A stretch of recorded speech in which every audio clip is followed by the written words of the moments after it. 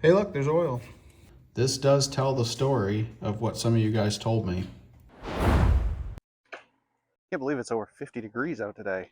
Back a few weeks ago, I did a video on the Generac generator when it put a rod out through the block, and that sparked up some controversy, some conversation, a lot of comments on that. Many of you guys were asking to see more about it, though. They want, a lot of questions about what did the rest of the internal components look like. So I thought it'd be a good idea to tear that engine apart.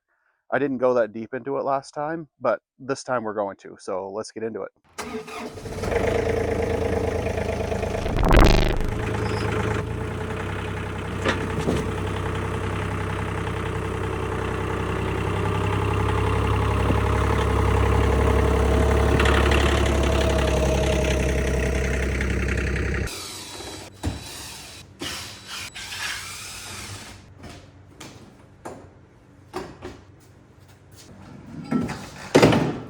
All right, so here we are with the Generac. I'm taking that back apart again. It's been out back.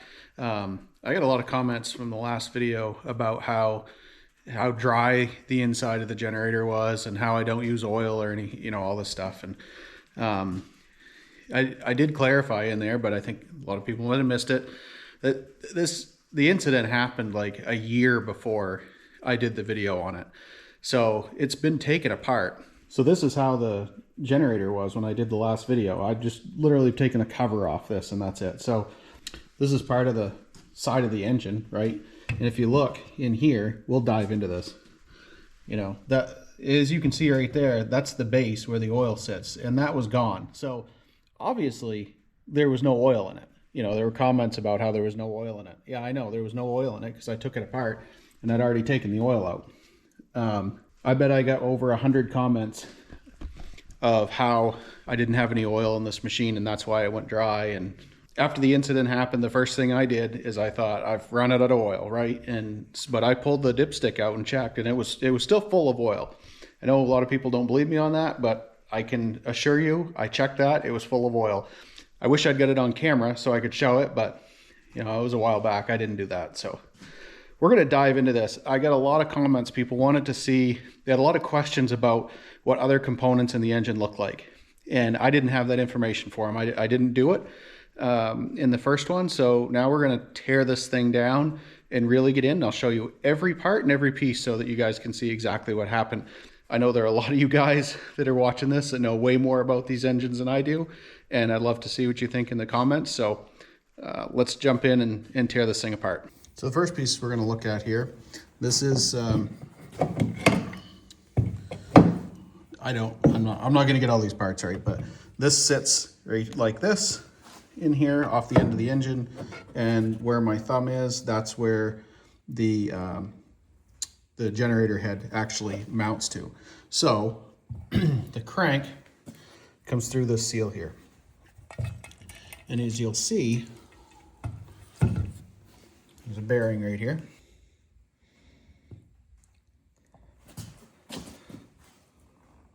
So that's the seal where the crank came through.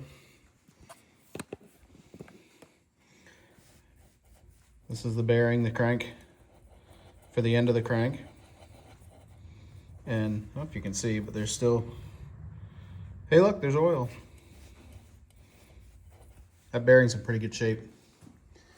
This is where the counterbalance was connected to, and that got pretty beat up. That's the gear with the governor on it.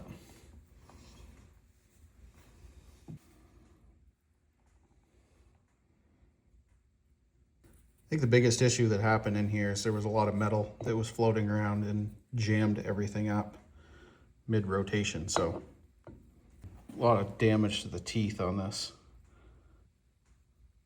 counterbalance gear. So I also had several comments about how the threads were not damaged, or how the threads were ripped out. This is the end of the connecting rod. And this is the side that I said the bolt came out of. I heard a lot of good suggestions, a lot of good comments from you guys that that's probably not what happened. and I'm partly on your team. I get that. I understand where you're coming from. I do want to show that there are threads in there. Some of those threads are stripped out, but some of them a little farther down in are not. They're not even damaged at all. So that's where, maybe it wasn't threaded that far in. I don't know. Maybe that's where you're coming from, is that the bolt didn't thread that far in, and what I see stripped is as far in as it was supposed to be. My thought was that it had backed out of those, and then once it got loose, it ripped itself apart. Maybe I'm wrong.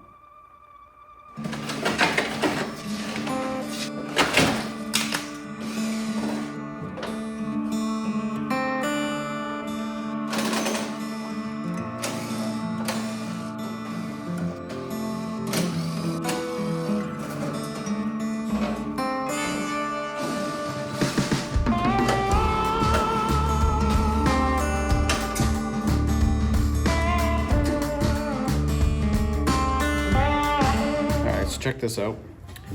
I found some more parts. Here's the rod end. We've seen this. Here's the other side. They got ripped off it. So you can see the rod bolt. This is the one that broke off. And interesting, I can see how far down the threads are, because that's the end of it. See, it almost comes all the way through. Yeah, these sides are different. They're not the same. All right, so this here's one of the pieces of the smoking gun, right? This does tell the story of what some of you guys told me, that the bolt ripped out, it didn't come out. And looking at this now, boy, I might have to agree with you on that. You can see these threads. Look at those threads. See, they're stripped right out. And that goes in line with this right here. That's how far down in it was. So it was only in there. Look, see all the aluminum. Funny thing is, the threads on the bolt are fine. It's this aluminum here that was ripped out. That it wasn't in very far. I'd say far enough, but apparently not, right? Show you the surface of the lifters.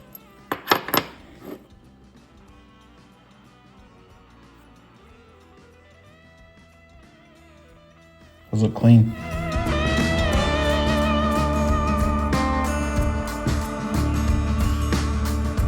All right, I get this opened up. Let's go ahead and pull the head off it. We'll look down in and see what the cylinder looks like. I had somebody ask that. They want to know, the cylinder looked like it was damaged.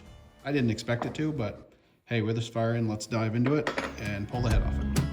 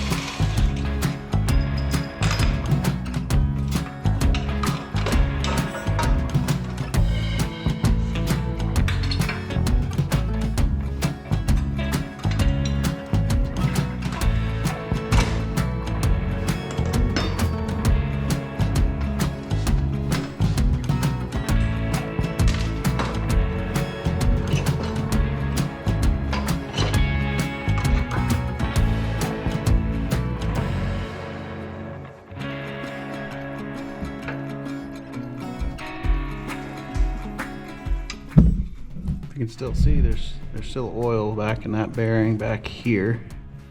Still well oiled.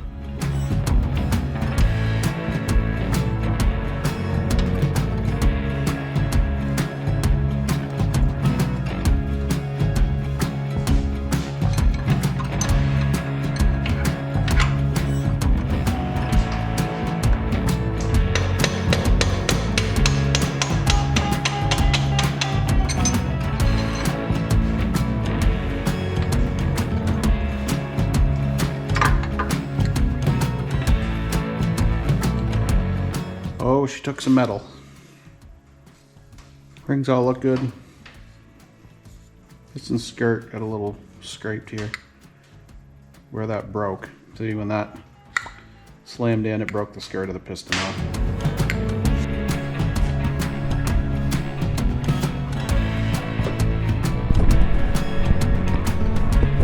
So it scored up pretty badly right here. That might have been from the damage after it had already broken. Because the rest of it, well, I don't know. I'll be interested to hear what you have to say about this. Sides look great. But here and up here, I can actually see there's quite a wear spot on that. You know, I heard a lot of comments about how these running with cold starts with a splash lube oil system is really hard on an engine. And I'm starting to see that. There's quite a bit of oil wear in some places, and then other areas it looks great. The bearings are fine. As I said, the camshaft looks pretty good. Put it under some light here. That looks pretty decent to me. I don't see any excess wear on that. Maybe this is a telltale sign and you're very familiar with it. If you are, please let me know. But you know, it's like bearings and cams, stuff like that are fine. Then you've got these weird wear points in the cylinder walls on the top and bottom. You know, there's still cross hatching on the sides. The sides of the cylinders look brand new. So after a lot of the comments I got, I just wanted to dive into this and give you guys a full overview. I'm not trying to hide anything. I had a few comments that said this guy ran it out of oil and now he's trying to make a big deal of it. I don't know why I would bother doing that. That doesn't really make any sense to me. I'm not gaining anything out of this. I just wanted to show you guys and let others see what happened. I mean, it's a good chance to look at some engine carnage, I guess, but and show you what my experience was. I know there's a lot of them out there that are running just fine. They're not all like this. I get it. That's completely understandable. There's a few here and there that are going to be a problem, and many others that are going to be great.